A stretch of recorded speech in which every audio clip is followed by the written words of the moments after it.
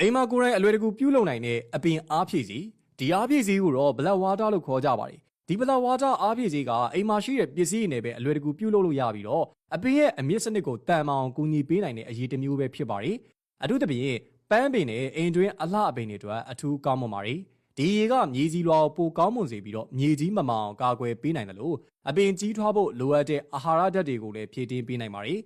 ဒီအားဖြည့်စီကိုပြုလုပ်ဖို့အတွက်အဆင့်တွေကတော့အင်မတန်မှရိုးရှင်းပါတယ်ပထမဆုံးအနေနဲ့တကြားညို150 gram ကိုပြင်ဆင်ထားပါပြီးရင်တော့မုံမှုဆိုတာ15 gram ယူပါနောက်ဆုံးအနေနဲ့တောက်ရည်သက်15လီတာကိုပြင်ဆင်ထားပါ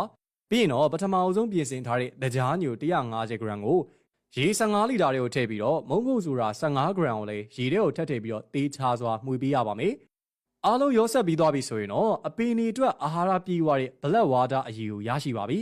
ဒီအားပြည့်စီကိုအသုံးပြုတဲ့နေရာမှာလည်းအယံလွယ်ကူပါတယ်အပင်ရဲ့အမြင်နာကိုတစ်ပတ်ကြားတစ်ခါဒါမှမဟုတ်နှစ်ပတ်တစ်ခါလောက်ရေလောင်းပေးတယ်လို့လောင်းပေးနိုင်ပါတယ်